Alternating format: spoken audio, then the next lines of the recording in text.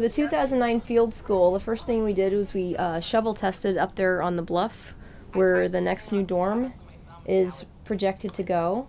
And there had been an archaeological site there previously recorded, but it's gone now. Apparently it got graded away when they put the soccer field in up by the Early Childhood Center. So then we came down here to where we also knew there was a previously recorded site. The site was recorded back in the 1960s. An earlier SAUE archaeologist, Sid Denny, did an excavation here around 1970. And so it's known primarily, the occupation here is about 2,000 years old. There's also stuff going back several thousand years older than that, and significant materials dating to maybe 1,000 years ago, but it was really the Middle Woodland stuff about 2,000 years old that we were interested in. So the first thing we did was we did what we call surface collection in this field. These horseradishes had just been planted, so you had almost like 95% visibility. It was like walking on bare ground, and there were artifacts all over the place. So we would walk every third horseradish row from one end to the next, collecting any artifacts that we saw, marking them with the GPS and bagging them. So those are all back in the lab now. And that showed us that there was a nice concentration of pottery over here, and up on that ridge there was a nice concentration of lithic artifacts.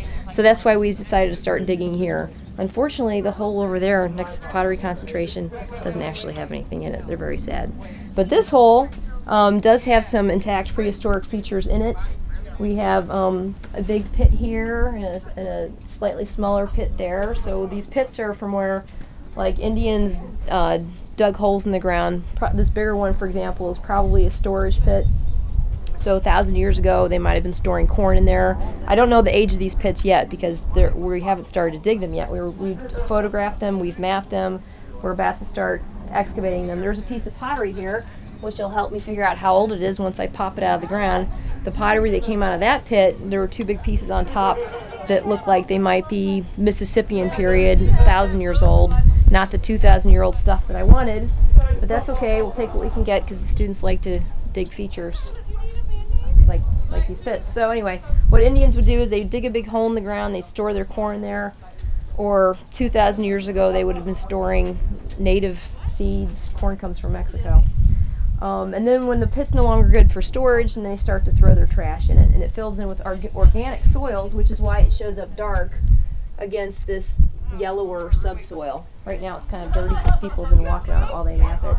And over here we have a much smaller stain. This is probably from a post that was stuck in the ground. So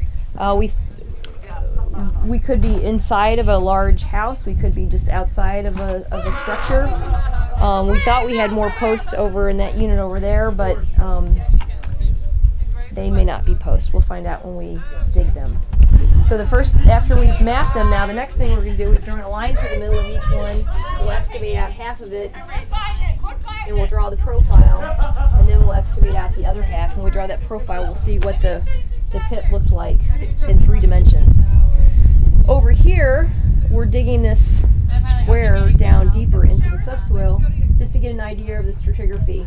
Out here in the floodplain, you can get stuff deeply buried, but I don't think we're going to get anything deeply buried out here. I think it's all right here underneath the plowed soil, because on the surface of the site we were finding, like I said, stuff from 1,000 years ago to 5,000 years ago.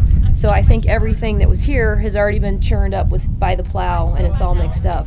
I don't think we're going to find anything deeper than the plow zone, except for pits like that where Indians have dug holes in the ground, but yet we have to, that's my hypothesis, but we have to test that by digging a square into the ground here and look and see what the stratigraphy looks like.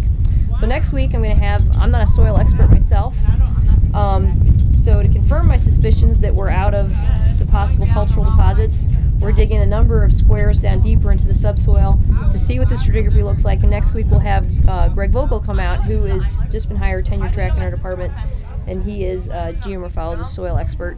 So he will look at it and tell us for sure whether or not there could be anything any deeper.